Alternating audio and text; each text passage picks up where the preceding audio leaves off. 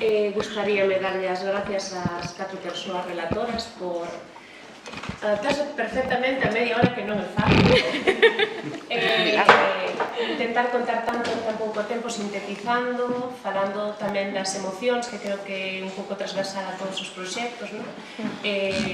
A frase que dicía, que penso que non lembro mal, no vídeo de Nuria, que había unha persoa que dicía ternura é a gran revolución. Sí.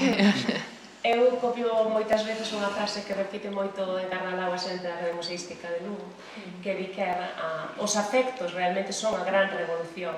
E penso que a arte, cando é participativa, transita sempre cara aos afectos e sitúa os afectos no centro. Eu penso que é o máis revolucionario que pode facer a arte no século XXI, non? Voltar a poñer os afectos no centro, as persoas no centro, e que sexan tamén elas as que tezan a cultura con artistas, con xestores e xestoras, coas propias institucións, que realmente non deixaría de ser unhas prácticas, unhas políticas culturais públicas de calidade. Sempre penso que as políticas culturais teñen que ser tecidas de forma horizontal entre institucións, entidades, artistas, xestoras e xestores, todo tipo de axentes culturais e a cidadanía. A cidadanía ten que formar parte desas políticas culturais. Deixaron entrever entre medias que mandei bastantes preguntas, e que é certo, pero porque consideraba que máis que nas propias charlas, sería interesante tratar, tanto neste coloquio como no derradeiro da tarde, algunhas desas problemáticas, que moitas delas xa foron saindo tamén dun xeito natural. Se queredes para compartir con vos ese lote de preguntas, vou a sintetizar, prometo, pero porque creo que tamén pode abrir neste público. Eu recoñezo a moitas xestoras e xestores, artistas, xente de institucións, entón creo que o máis interesante deste coloquio é que sexa completamente horizontal e que as preguntas poidan vir de ambas as partes, tamén as respostas, e que tamén pode haber respostas e preguntas do outro lado. Entón, me gustou moito como enfocou esa charla Lucía en canto a arte ou a cultura moitas veces non ven a dar resposta, pero sí que construe posibilidades a partir de todas esas preguntas que moitas son propias, pero algunhas desas cuestións son colectivas e en esa transversalidade atopamos ás veces posibles respostas. Pois eu mandeille como 10 puntos que me interesaría que foran interesantes a tratar. Moitas deles xa vos digo que sí que saíron de forma natural. O tema dos tempos, eses procesos creativos que moitas veces dificultan tamén a financiación, o acompañamento, manter ese vínculo coa propia cidadanía, mantela nun tempo máis dilatado. A financiación, creo que dicíamos, porque moitas veces vivimos nun cortoplacismo que está un pouco tamén supeditado aos tempos políticos, e moitas veces estes proxectos poden trascender incluso corporacións ou gobernos, e moitas veces se non hai unha financiación mixta entre unha entidade máis grande, unha supralocal ou supramunicipal, máis unha entidade local, máis entidades privadas ou asociativas, non é posible manter a continuidade dese proxecto. A importancia da Axenda 2030 e os respectivos ODS, poñendo a sustentabilidade no centro, porque ao final sustentabilidade e sostibilidade, porque en galego temos esa doble traducción, e me parece interesante tamén, porque o que entendemos como sostenibilidade sería sostibilidade, pero sustentabilidade fala do sustento. Entón creo que ambas as dúas son importantes neste tipo de proxectos. Tamén a necesidade de repensar conceptos como a ruralidade ou ruralidades máis as periferias, como neste caso, entendendo que a situación que estamos vivindo a nivel global, con un montón de conflictos que non sabemos a cara onde ver, como a volta ao terreo e ao territorio, á terra e ás nosas raíces pode ser unha posible resposta, pero a importancia de desestematizar a ruralidade, pero tamén non caer no paternalismo nin nunha idealización dese novo rural, non? Que ao final, pois, ten que ser novo, porque as persoas que están migrando cara ao rural non son os mesmos habitantes que antes, non? Tamén. E como esa convivencia é moi importante. O papel das institucións públicas en proxectos artísticos participativos sí que me parece importante, dende os proxectos que teñen fondos europeos ou proxectos que teñen financiación a nivel estatal, o papel, por exemplo, en Galicia das diputacións, Mulleres Extramuros era un caso, teño unha compañeira aquí da Diputación de Pontevedra tamén que viviu ese proceso, e non é fácil, incluso no momento que falamos de subvencións ou patrocinios ou tipo de contrato. Estamos falando en linguaxes moitas veces en idiomas distintos. Entón é moi difícil trasladar incluso o que dicía Nuria deses indicadores para medir o impacto, que moitas veces é difícil porque aquí non pode ser cuantitativos, a cultura ten un valor simbólico, é o máis importante da propia cultura, non? O papel tamén das entidades privadas, sí que o vimos en prácticamente todos os proxectos, o papel das pequenas asociacións, deses colectivos que son os que aterran os proxectos e os enxerten na terra, no lugar. A singularidade tamén do territorio, como un territorio determina a realización, o deseño, os retos, incluso proxectos que poden parecer idílicos nun papel, e chegas ao territorio, igual tamén poderíades falar de algún proxecto frustrado, non? Ou que tivestedes que recalcular completamente. A importancia tamén de que estes proxectos incidan sobre a accesibilidade á cultura, que é un dereito fundamental. En España parece que o esquecemos cada 2 por 3, non? Tanto acceso a oferta cultural, como acceso á formación cultural, como a gobernanza ou a xestión desa cultura. Nos lugares máis pequenos parece unha utopía, non? Poder garantir ese acceso igualitario.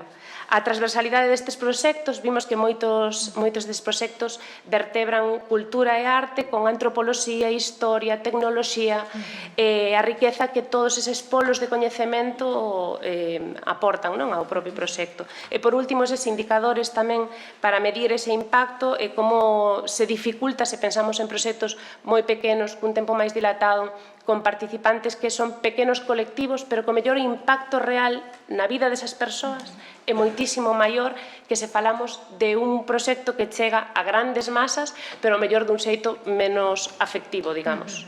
Despois desa chapa que acabo de soltar, sí que me gustaría un pouco, non sei se o público, antes de nada, ten algunha pregunta xa enfocada para algunha das poñentes, e tamén vos mesmos se tedes preguntas de compañeiras e compañeiros. Rachado xeo, que non... Podemos preguntarles al público tamén. Tamén, me refiro, o público é un público moi interesante, entón se queredes preguntar tamén ao público, podedes.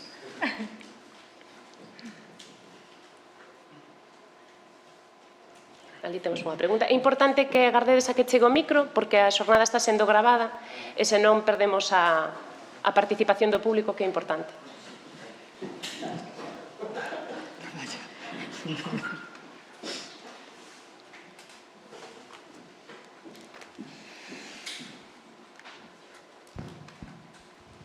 Hola, que tal? Bueno, teño así unhas preguntas un pouco falando sobre todo para Pablo e para Nuria. Para Pablo, quería preguntarvos si en algún momento dende Nova Mistura como vos plantexades por esta cuestión de que os vosos proxectos poidan chegar a provocar unha centrificación dentro dos lugares donde traballades, que poidan como ben decíades, non é o interese atraer o turismo, pero que logo provoquen isto e que acaben tendo unhas consecuencias negativas ou excluintes, non? Un proxecto que pode ser en un inicio integrador para a comunidade, etc., que como vos vedes isto, como se os sufrisedes algunha vez, cal é o vosso sentimento, sobre todo a vosa visión. Bueno, sí que sí que es un asunto que ronda siempre, vamos, nuestro trabajo y el arte urbano en general. Mi opinión personal es que per se el arte urbano no gentrifica. Creo que no, por suerte o por desgracia, no tenemos una capacidad tan grande como para generar las transformaciones tan integrales en los territorios. Somos muy conscientes que, además, no antes lo decía, ¿no? Como que al final el cambio que genera el arte urbano, la pintura, es un cambio muy superficial, muy espectacular a nivel reclamo, pero muy superficial. Y eso es algo que nosotros somos conscientes y, de hecho, desde que nos hemos quitado la presión de tener que transformar el mundo con nuestro trabajo, porque además es que es absurdo, viendo la cantidad de oficios, la cantidad de personas que sí que tienen una responsabilidad para con el mundo mucho más grande, ¿no? Dormimos mucho mejor. Entonces, esa es una lección que hemos aprendido, ¿no? Y yo creo que es también con la edad te vas quitándote expectativas a ti mismo y al final, pues bueno, algo que también nos decían en Sudáfrica, ¿no? Como nos decían, hay que tratar de enfocar los cambios de la manera más local y pequeña posible, ¿no? Y no tener grandes planes megalómanos, ¿no? Porque realmente eso no nos corresponde a nosotros. Creo que la gentrificación está en manos de otra gente, de otras disciplinas y tienen otros fines. Y es algo que se escapa a nuestro control. Realmente no hemos vivido nosotros casos que obras nuestras. Ya te digo que yo no culpo nunca o no le doy esa capacidad al arte urbano. Ocurren cosas en torno a lugares donde pues entra el arte urbano y se aprovechan pues otra gente, ¿no? No lo hemos vivido de forma tan directa. Nosotros trabajamos o intentamos trabajar de manera local, efectivamente, para el lugar, para la comunidad. Intentamos que los proyectos sean hechos para ese lugar, no pensando en lo que pueda ocurrir luego, ¿no? Y generar experiencias y generar algo constructivo o disruptivo con la realidad de un sitio, pensando en las personas que allí viven. Luego hay otros organismos más o menos malévolos que se aprovechan de eso. Sí que lo hemos vivido, por ejemplo, que no es igual que la gentrificación, pero lo hemos vivido con la publicidad. También eso es como otra disciplina que ha fagocitado o que se ha aprovechado del arte urbano, ¿no? Del arte en general, pero del arte urbano. Y entonces, al final, ha habido, no sé si ha sido Nuria, que has dicho como que desgastar las palabras, ¿no? Pues creo que, por ejemplo, la publicidad ha desgastado el arte urbano, ¿no? Como que lo ha manido tanto, como que ya lo ha banalizado de alguna manera, cuando realmente tiene unos atributos con unos valores mucho más interesantes, ¿no? que la venta propia. Y creo que la gentrificación, a mí me duele, de hecho, cuando se culpa al arte urbano de la gentrificación. No directamente, que yo sepa, nosotros directamente no nos ha pasado, pero sí a compañeros y compañeras que trabajan en nuestra misma línea. Y dices, nosotros no estamos gentrificando, está gentrificando el fondo buitre que ha comprado un edificio y ha echado a los vecinos, está gentrificando el que ha echado a los negocios locales y ha montado un supermercado de encadena. O sea, al final es absurdo pensar que el arte urbano gentrifica, porque ya digo, por desgracia no tenemos esa capacidad transformadora, porque podríamos hacer unos cambios en otra dirección mucho mayores. Lo cierto es que no la tiene. Pero sí que es un tema que está siempre en torno a nuestras obras y de alguna manera siempre te genera en la cabeza esa duda, ¿no? Es decir, si yo estoy trabajando para los habitantes, los vecinos y las vecinas de un lugar, ¿quién sabe si esto les va a perjudicar? De momento no nos ha ocurrido, por suerte. Moitas gracias pola resposta. Eu creo que, bueno, pues un pouco vai na liña do que eu penso, ¿no? Que en realidade estamos falando de capital cultural, pues capitalizado por unhas ideoloxías neoliberais. Entón, agora, Nuria, pues, iba un pouco co que tú decías sobre os fondos Next Generation, da Unión Europea, que tú comentabas que non entrades dentro, bueno, ou que non cubren as vosas necesidades reais, non? Porque ao final as súas bases non se corresponden co que vos necesitades, o sea, con donde necesitades aplicar ese diñeiro para que non haxa un desgaste da estructura básica de a Casa Bella. A ti si te pregunto, en este caso, pois, si precisamente acceder a esos fondos de Next Generation para vos ten algunha implicación ter que facer cambios dentro da vosa gobernanza ou pensas que pode afectar a gobernanza dos proxectos no rural e chegar a provocar pois, desigualdades entre proxectos que non teñan unha implicación tan participativa? A ver, eu con respecto ás convocatorias, eu creo que hai que xogar. Si entras no xogo, hai que intentar xogar e sempre estando moi atentas, como dicía, a facer florecer as palabras, non? A non este desgaste. Entón, tú tes uns obxectivos, tú tes unhas liñas de acción e dentro de eso xogas dentro das convocatorias. Non sei exactamente se respondo a túa pregunta. Sí. Ui, a ver, outra vez o micro. Sí, nunha parte, claro, xa eso entendo que bueno, que un pouco que todos facemos, pois intentar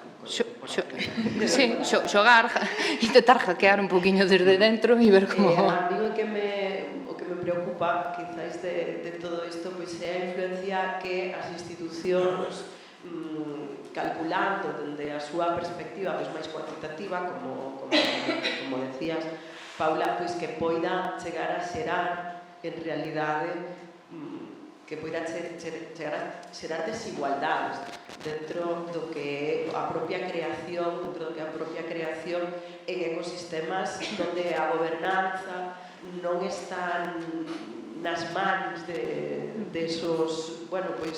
desas persoas do rural ou de un barrio urbano onde esas persoas non teñen exactamente o poder, non, sobre a súa actuación. O que te preguntaba é se en algún momento tú sentiches que os teus proxectos, por exemplo, que o vosso proxecto en relación con outros que non tiñan quizás a mesma capacidade xerativa, creativa e participativa, estaban desigualadas. Non sei responderte a esta pregunta. O sea, en desigualdade, evidentemente, claro que deben de estar, non? Pero, bueno, non sei. Eu creo que unha responsabilidade na praxe do teu proxecto, pois eso, xogalo e hackear as convocatorias o mellor posible. Despois, e sempre buscando estas redes de colaboración que para mí son fundamentais, de colaborar e poder partillar, non? Ser unha canle.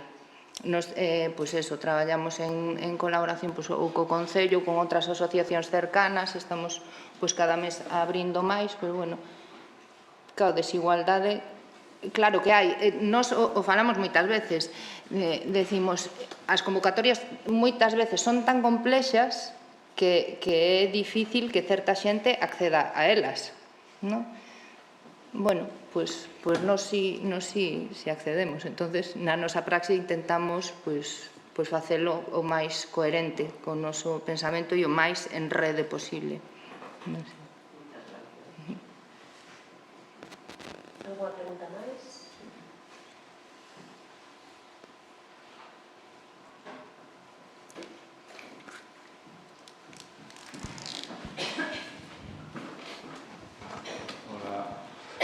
Bueno, gracias por as charlas e foi moi interesante na miña opinión e a mí surgeme como 20.000 temas e 20.000 cousas, non? Por exemplo, de persoa artista convertida en xestora cultural como para que decía Nuria, como para un pouco coller as rendas do que pasa, eu creo, non sei, supoño que ti tamén terás a túa, bueno, o porqué, non? Porque hai que deixar de lado a creación como para meterse a xestionar proxectos e que pasen cousas e tal, pero bueno.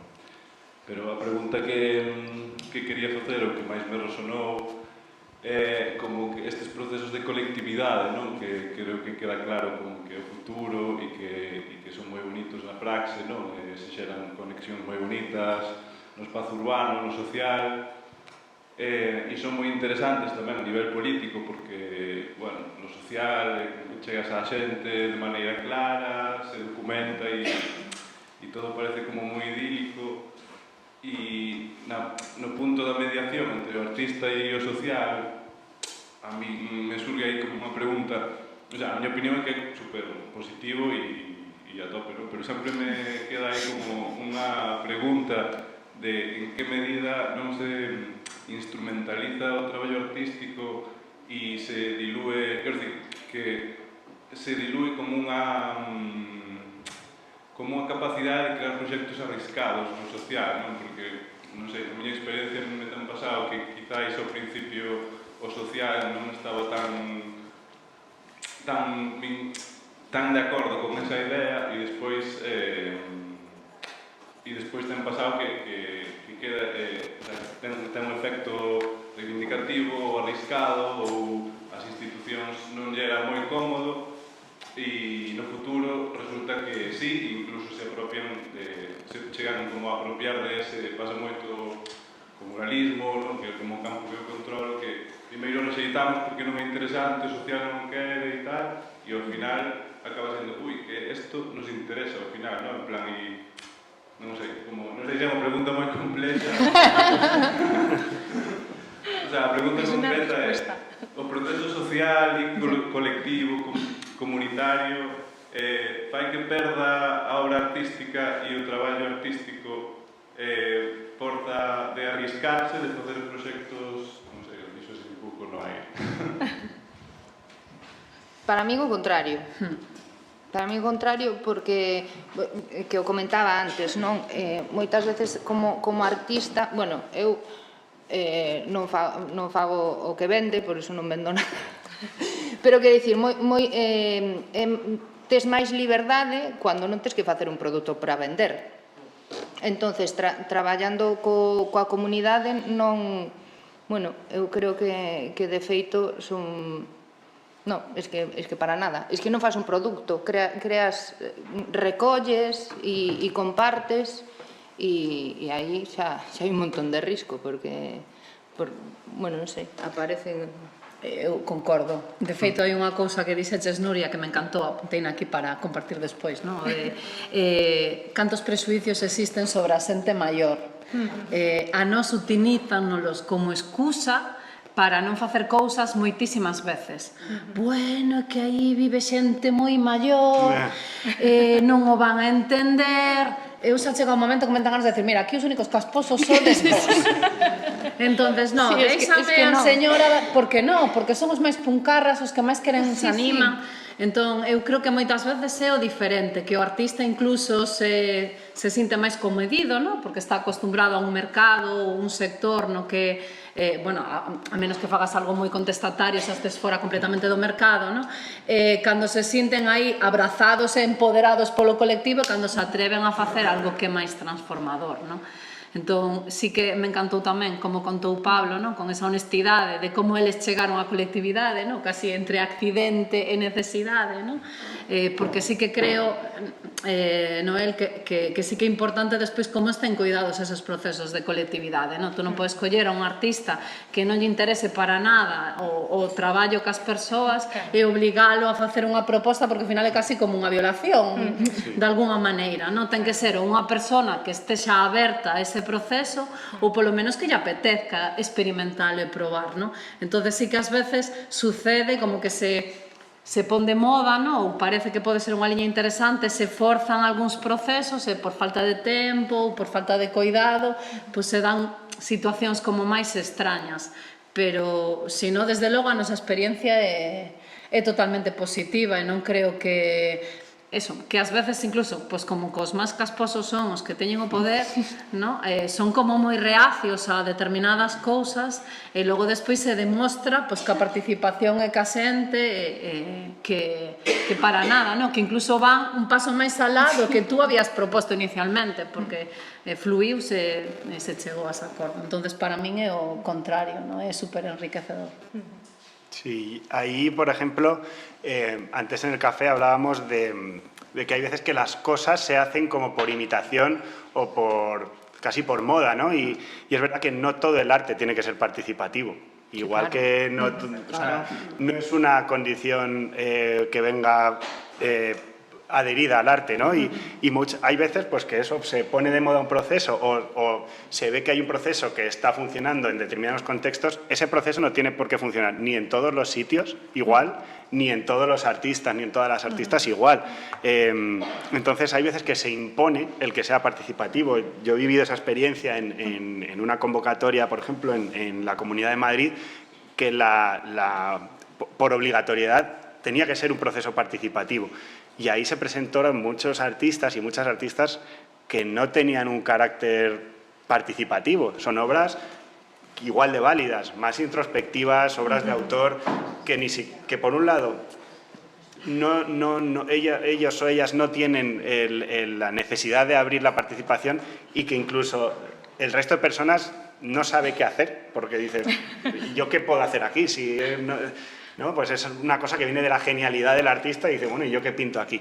Entonces creo que igual que lo que hablábamos de los festivales de arte urbano o museo a cielo abierto, no todos los pueblos de España tienen que tener un festival de arte urbano, porque es saturación, es una burbuja, ¿no? Hay que ser como sensibles con las características de cada cosa, ¿no? Incluso, por ejemplo, dentro de nuestra propia experiencia, no todos nuestros procesos, no todos nuestros proyectos son participativos. Es una pata de nuestro trabajo que efectivamente es en la que somos más libres, porque realmente trabajas al servicio de un lugar, a dar respuestas a un sitio y las entendemos casi como residencias artísticas en las que tu investigación personal se queda al margen y se pone al servicio del lugar y de las personas del lugar. Pero luego hay por otro lado, llevamos una investigación y un desarrollo artístico que responda a inquietudes propias que no es participativa. Entonces, incluso dentro de un propio artista, o sea, somos esquizofrénicos y bipolares por naturaleza. Y hay que abrazar esa bipolaridad y esa esquizofrenia, ¿no? Y no hay que obsesionarse porque si intentas que todo tenga una coherencia, es que estamos locos. O sea, es que no puedes, porque tienes una cosa dentro que te pulsa y la sacas por un lado y luego ves otra que te inspira y vas por otro camino. Entonces, como dentro de eso hay que manejarse y extrapolado ya no solo a uno propio, ¿no? Sino a la manera de funcionar pues, de las autoridades o de las municipalidades, pues no todo tiene que ser ni participativo, ni todo tiene que... Hay maneras, hay que tener la sensibilidad y el conocimiento de dónde tiene cabida cada sitio, ¿no? Porque si no, eso acaba estallando. Y la idea es que los procesos pues, vayan creciendo de una forma orgánica y sostenible. Porque a mí, personalmente, y es tirar las piedras sobre nuestro tejado, que haya, por ejemplo, tantos festivales de arte urbano no es sostenible, porque genera saturación. Y cuando algo satura, pierde el interés. Y yo creo que tiene que ser una cosa que crezca de forma gradual. Y me he saltado otra pregunta, otra cosa que no venía a la pregunta, pero bueno. Hay saturación de festivales en general. Creo que estamos produciendo festivales por encima de nuestras posibilidades. O sea, no estoy... Un mismo tipo de festivales, un tipo moi concreto, ¿no? Es casi como una franquicia de festivales. Sí, da igual como... dónde que falamos ao principio. Da igual dónde, da igual de qué, y siempre como una colección de cromos, siempre los mismos nombres, que al final tampoco generas... Son los festivales realmente, son una plataforma estupenda para igual artistas emergentes que no tienen la suerte, porque podemos tener nosotros ya, de llevar una carrera de muchos años, pero tampoco dan la posibilidad muchas veces, porque lo que quieren es el nombre y decir, yo quiero a este que ha pintado en este festival y en este, pues quiero que también venga el mío. Y ocurre con los de música creo que ocurre con todos, que al final serían plataformas estupendas para dar voz y dar visibilidad a nuevas propuestas, pero lo cierto es que muchas veces no ocurre. temos unha pregunta.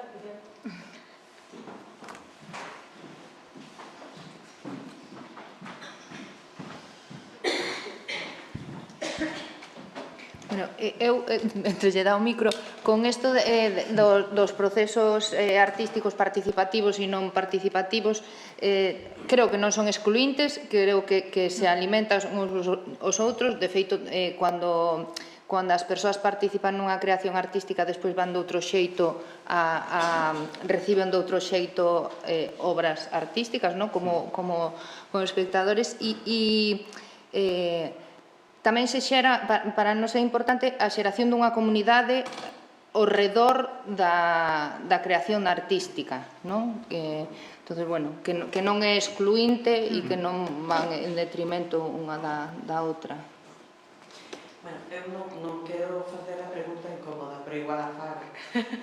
Non, é un pouquinho, porque todos os procesos, calquer proceso de creación ten as dificultades, non? Entón, cando os atopades con que o proceso cooperativo non está a funcionar, porque por calquera cousa, non? Ti falas, Lucía, da escoita, que é moi importante, non? Falar e escoitar, que ás veces os artistas costanos moito escoitar, pero que ferramentas tedes, así, un pouco personais ou ferramentas aprendidas para saltar eses escollos que ás veces aparecen no proceso cooperativo que está funcionando, que de repente por calquera cousa interrúmpense por cousas, como sempre, que non é algo controlado, que nada é controlable, pero especialmente un proceso en que interveñen moitas persoas, non? Na comunidade, que é maravilloso, pero non sempre todo vai lineal. Entón, se tedes alguna ferramenta, a ver, non para dar aquí o truco, pero o atallo do Photoshop, non? Pero así, como sentides esa frustración cando un proxecto, ou cando decías, non? Que cantoume a colocar nas exclamacións e pensas, por que non pedí o permiso, non? Que eso é inevitable en calquera persoa, non? Porque isto, logo van e colocan. Pero, como facedes un pouquinho para, pois, non sei, en lugares como na favela, calquer lugar pode atopar, non? Esa dificultade, se tedes así algún mantra o... Pues yo brevemente, así una cosa muy sencilla, sí que distingo también, es verdad, entre esos trabajos que son participativos y los que no. Dentro de lo participativo hay muchos niveles también, ¿no? De plenamente colaborativos, cuando la obra sale de todos o cuando invitas en alguna fase, bueno. Pero cuando sí que existen esas otras personas o esos que están participando, ¿no? Que muchas veces no son humanas también, incluso es dar prioridad a eso. Eso tiene prioridad más que la obra final. Para mí es un aprendizaje que he ido teniendo, porque si no, no funciona nada. O sea, si yo por mantener un final, un objetivo final, se destruye ese trabajo de grupo, entonces ya nada tiene sentido. Entonces hay que muchas veces aprender a negociar, ¿no? A tratar de mantener y cohesionar y resolver, pero hay veces que tienes que ceder también. Para mí esa es una herramienta básica. Eu iba un pouco pola liña falar do tempo, non? Creo que como a mellor ferramenta, ás veces é a que falta, precisamente, non? Non temos moita experiencia de que sucederan así cousas que se enquistasen, non? Pero sí que é certo que, claro, os procesos colaborativos e cooperativos necesitan tempo para poder trasladar os sentires, porque a veces tampouco non se nos dá ben comunicar o que sinte, o sea, quero decir, ás veces pedimos a xente ou exiximos a xente un nivel de sinceridade que ás veces ni sequera teñen claros consigo mesmos, o sea, para poder trasladarlle a outra persona o que quero, teño que saber primeiro o que quero, non? E a outra persona ten que estar disposta a escoitalo e a partir de aí seguir construindo. Entonces, sí que hai que repetir moitas veces, o sea, a nós nos axuda moito o de que haxa un obxectivo. que é unha intervención, unha peza ou algo así, porque nos axuda a construir un ritmo, pero sempre hai que estar recordando que o importante é o proceso de verdade. Entonces, a idea que tiñamos inicialmente pode ser, pode non ser para nada. Por exemplo, no proxecto de Utópicas, cando decía que hubo moita xente da comunidade profesional que decía como do auditorio vos deron permiso para facer ese proxecto, non? E que pasa se chegades á exposición e non hai nada, porque a sala de exposicións do auditorio é grande, ademais, non? Nada, nos comprometemos a que expoñeremos o fracaso, ¿no? O fracaso no sentido positivo de seguir construindo, ¿no? Este é o que pasou, este é o que sucedeu nestes todos os meses de traballo, isto non saliu adiante por isto e isto, ¿no? E pois a documentación do proceso, ¿no? Entón, eso tamén se dá como a tranquilidade, pois mira, pode irse todo o garete, ¿no? Sempre nos plantexamos moito, que é lo peor que pode pasar? Eso é como unha constante nos proxectos. Pero para min como que o tema é ter o tempo suficiente de que se algo se enquista, porque para unha persona pois eso non é xusto ou non é o que necesita nese momento, pois poder decir, pois vamos a esperar e vamos a... Claro, o ideal é que sempre houvese ese tempo, ás veces non. Si, por exemplo, nun festival tes alugada unha grúa unha semana, pois é fastidiado, non? Pero, bueno, por sorte, como digo, non é algo que nos pasara... Normalmente os problemas veñen de fora, non da xente que está participando internamente, porque tamén dedicarse un tempo a coñecelos, a falar, a esparcirse, a disfrutar tamén, a parte do lúdico é fundamental.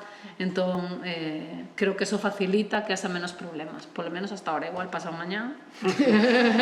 Nunca se sabe. Sí, realmente yo estoy de acuerdo con también el quitarle responsabilidad a la gente que participa. O sea, realmente tiene que ser una cosa lúdica y una cosa voluntaria. Y igual que no debes o no se debe imponer una obra, no se debe imponer el mismo grado de implicación o de participación cuando se abre el proceso a todo el mundo. Y eso exige estar muy despierto en las cosas que están pasando. Y efectivamente ser permeable a cambios, a variaciones y a lo que pueda pasar, porque tú en tu cabeza te puedes hacer un esquema participativo perfecto, o sea, sobre el papel te puedes hacer tu hoja de ruta perfecta y ya no, es lo que tiene la participación, que no depende solo de ti, ¿no? Entonces, al final, pues, ser consciente que somos seres individuales y que la implicación depende de cada uno, ¿no? Y cada persona, al final, pues, se involucra hasta donde quiere y abrazar y apoyar todos esos grados de participación, que puede ser desde asistir a un encuentro comunitario en el que te presentas y dices, hola, somos estos y vamos a hacer esto, y no volver a ver a esa persona nunca más, o alguien que te acompaña hasta que limpias el último pincel del último día y dejas en el almacén la pintura, ¿no? Y es saber leer también un poco, yo creo, esas situaciones y a quien ves que realmente te va acompañando en el proceso, irle estimulando, ¿no? Y al final, pues, creo que es lo bonito de la participación, ¿no? Y pues si hay una única persona que te acompaña en todo el proceso y se ha empapado, pues ya es un éxito. Y si no, pues el fracaso es maravilloso. Esquecime dunha cousa tamén que é importante, que é non utilizar as persoas, non? Que si cada vez nestes procesos participativos que se poñen de moda, ao final estás demandándolle moito a unha persona, o sea, teñen que ser procesos simbióticos onde tú des algo e recibas algo e a outra persona tamén de algo e reciba algo, non? Claro. Entón, si que ás veces si se forza moito esa maquinaria e aínda por riba se fai de maneira rápida e sin tempo, é un fracaso, pero no sentido chungo da palabra, non? Sí, No sentido de conflicto, de construcción e de reinventarse, sino no de que pode salir todo fatal. Sí. Bueno, no meu caso, os procesos creativos en escénicas nunca sei o que vai pasar, non? Xa o dicía Sira no vídeo, nos íbamos ali, non sabíamos moi ben que íbamos a facer, pero eso no participativo como no máis profesional, quero dicir, entonces, bueno, por aí é eso, é moita escoita, moito tempo, espazo para ese lugar de compartir máis lúdico, non? E, sí, e establecer que non hai fracaso. Es que, o sea, non é, para min é algo que non hai nada que este ben, non hai nada que este mal, non hai fracaso. Vamos a compartir e a facer entre todas. Entonces, precioso. Claro, eu traballo con movimento, cos corpos, entonces es que é maravilloso o que tú co teu corpo faz. Entonces non hai fracaso posible no que tú eres e no teu movimento e na tua bagaxe vital, non? Entonces, bueno, non sei. E por outro lado, eu tamén teño dúbidas con respecto ao horizontal, o vertical, todas estas cousas. Quero dicir, horizontal non significa que todos teñamos o mismo papel. Entonces, bueno, saber como traballar aí que algo o que non estamos afeitos, porque desde o cole traballamos no que nos mandan, non? Pero sí que a figura da artista mediadora que leva certa dirección tamén creo que lle dá tranquilidade ás persoas que participan. Entonces, no lugar no que te sitúas propoñendo, acollendo, pero tamén nun momento dado decidindo. Claro. Bueno, temos tempo a unha última pregunta. Así que aproveitad agora.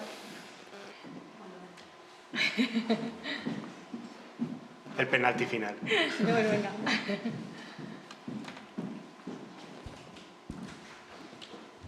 Bueno, así como así de despedir. Bueno, parabéns e moitas grazas por compartir os vosos proxectos que son moi interesantes e a min vendo, pois, efectivamente o distinto, non? E a variedade que plantexaron, pois, por exemplo, o traballo de Clara no centro comercial en Santiago, Pablo traballando con barrios tan interesantes en vuestras radios, se pode dicir, de algunhas cidades, ou de Nuria e de Lucía con esas comunidades de aldea. Me gustaría escoitar as vosas reflexións ou facer tamén unha reflexión de canto de diferente, de interesante, de distinto, de sinxelo ou de difícil é o traballo, ese proceso creativo coa comunidade urbana ou coa comunidade rural.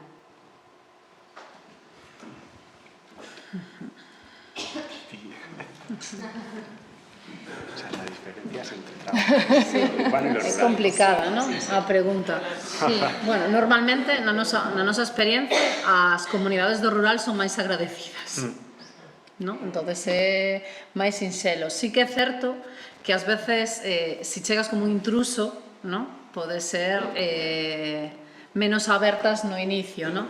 Pero claro, aí está o punto de non chegar como un intruso nunca, non? Sempre ir pouco a pouco, coñecéndote, pois incluso ainda que viases a sitios radicalmente diferentes, non? Pois eso, non chegar como un elefante na cacharrería, como se suele decir, sino moi pouco a pouco, hasta que sexas parte do contexto tamén, non? Nos, claro, no de las FES, por exemplo, que eso sí que non o contei, o festival se fai en 4 concellos, un pouco entendido a comarca de Compostela, e sempre intentamos que sexan nas zonas máis rurais, precisamente porque se hai moita arte urbana na cidade, incluso en Santiago, pois normalmente intentamos, a menos que haxa unha petición super clara dunha comunidade máis das urbanas, intentamos ir como máis a parte rural. Os outros 3 concellos xa son bastante máis rurales, non?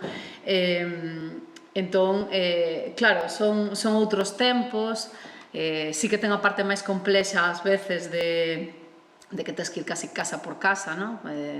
Depende da aldeiña, pois non están todas as casas xuntas, non hai un centro único, entonces sí, pois nós temos ido casa por casa, presentándonos, contando, unha parte moi guai tamén, e ás veces terminas coñecendo, pois non sei, a antigua taberneira que reconvertiu a casa, o sea, a taberna na súa casa, e ora ten a barra e todo no bar aí, e terminas tomando algo, serán cousas como moi fantásticas. Na cidade estamos máis acostumbradas a que haxa oferta cultural, ainda que hai máis xente, pois normalmente está máis reñido, tamén ás veces o que comentaba Nuria, como a xente xa ten como moitas máis ideas preconcebidas e tes que desmontalas para empezar de cero, pero bueno, claro, na parte do horror, por exemplo, o rural na pandemia pois era moi complicado, nos tiñamos para chegar a xente sin poderse mover desde concellos, nos estábamos facendo un proxecto que era tamén con 4 concellos, as interconexións en internet unha traxedia, tampouco todo o mundo ten acceso a internet ou as redes funcionan, entón en esa parte como que é máis, non sei, son distintos retos tamén, non? Sí, solo apuntar también que aparte de todo lo que has dicho, completamente de acuerdo, pero también en el rural esa ausencia, ¿no?, de proyectos culturales muchas veces hace que cuando llega un tipo de proyecto de este tipo se genere ya ese vacío, ¿no?, para generar un desarrollo rural o comunitario y lo cojan con tanto, ¿no?, porque es una necesidad básica el unirse de otra manera, el conectarse, que viviendo en zonas pequeñas, incluso los mayores no ven los pequeños casi. Y de repente en estos momentos, ¿no?, pues se generan, yo creo que genera como un impacto a lo mejor más profundo, ¿no?, que en una ciudad que quizás sí que existen otro tipo de mecanismos y espacios y eventos culturales que permiten generar otro tipo de conexiones, y el rural en general o los rurales están prácticamente abandonados de estas prácticas culturales. Entonces, yo sí que he notado eso como como respuestas muy de contacto, ¿no?, de algo muy necesario. Sí, yo creo que lo rural, al final lo rural, el contexto rural local y el periférico en el que nosotros llevamos mucho tiempo trabajando, tienen muchos puntos en común, porque no dejan de ser comunidades que están no al margen, que viven al margen de los grandes centros donde ocurre todo, ¿no? Entonces, es verdad que las rutinas, las maneras de relacionarse son otras. El respeto para mí es la clave para acceder realmente a cualquier sitio, pero más en este tipo de contextos, porque nosotros en la ciudad ya estamos viciados y en la ciudad estás acostumbrado a que te invadan tu espacio con la publicidad, con la persona que te viene con una carpetilla a hacerte socio de algo, con todo. Estamos en ese sentido muy corrompidos, ¿no? Pero en estos contextos, al final, que están al margen de esas dinámicas tan agresivas que tenemos en las ciudades, efectivamente no puedes entrar como un elefante, no puedes entrar con las maneras de la ciudad. Tienes que ser sensible y echar a veces un paso atrás, ¿no?, y observarlo abstrayéndote de tu día a día, ¿no? Y al final creo que es verdad que si se hace con esta humildad y como con este punto de vista, en el caso, por ejemplo, de las comunidades, le llamamos muchas veces eurocentrista, ¿no?, que te crees que tu manera de entender el cosmos es la buena, y para nada. Entonces, cuando lo haces así, realmente lo normal, no es un dogma, pero lo normal es que las comunidades se abran, porque son lugares, como todo el mundo, ávidos de estímulos nuevos, ¿no? Y muchas veces pues lo que venimos a hacer nosotras es un palo en la rueda de esas rutinas y generas pues relaciones nuevas, maneras nuevas de, ya no de relacionarse con algo externo, sino entre los propios miembros de esa comunidad, ¿no? Entonces, creo que el respeto es como la llave para intentar hacer cosas en estos contextos. Luego, pues no es un dogma y puede fallar, pero bueno, es una manera de acercarse. Bueno, e despois tamén que hai moitos rurales diferentes e cada un tamén é un ecosistema diferente. É diferente igual unha aldea na que viven 3 vellos e non hai ninguén máis e chega unha persona nova e están como ávidos, non? Sí, porque ademais sí que no rural tradicionalmente había como estos lugares de encontro ao redor da cultura dos cantos, ¿no? O sea, todo estaba aí, ¿no? E de repente eso desapareceu. Me contaban nos encontros que tiña no Teleclub antes de que existira na Casa Bella, ali cas vellas do meu pobo. Claro que antes de que chegara o tocadiscos, todos tocaban, todos cantaban. Un Nadal, unha armónica que tiña ali a miña filla, de repente o meu sogro se pon a tocala e sabe tocar. E digo, tú como sabes? Bueno, porque todos sabían tocar, todos se encontraban ao redor desto. Chegou o tocadiscos e entonces, bueno, deixaron de tocar, pero seguían quedando na aldea nas diferentes casas para bailar. E despois chegaron os pafetos en Allariz, entonces xa deixou de haber eso nas aldeas. Entonces, pues están, botan en falta isto. Despois hai outras aldeas nas que hai moito neorrural e depende como neorrural, a mí me gustan novos poboadores, non? Depende como sexa a relación, que non é fácil, para min é un punto moi importante traballar sobre esta relación, me parece fundamentalísimo, desde un coñecemento mutuo por ambas partes, é un traballo por ambas partes, e entonces depende como sexa, igual pode coincidir que están hasta as narices de los nuevos pobladores e non queren que viene uno nuevo, Dios, e non me deixan poñer a televisión no teleclub, que sempre foi o teleclub, e agora bueno, non sei, entonces, pois, é diferente, non? O que sí que creo que teño en común, que comentaxe, despois, estos tempos, este tempo de entrada que ten que ser como de espacio, non é como nunha cidade, e que despois sí que acaba sendo como moi profundo, quizáis máis profundo que nunha cidade que está cheo de estímulos e de posibilidades e así. Bueno, estamos en 2:05, foi super interesante esta parte de coloquio final porque ademais vertebra moi ben todas as propostas. Agradecervos a vosa participación, as charlas, tamén a parte deste coloquio, o público que fora proactivo. Nada, marchamos comer, voltamos ás 4:30. Gracias.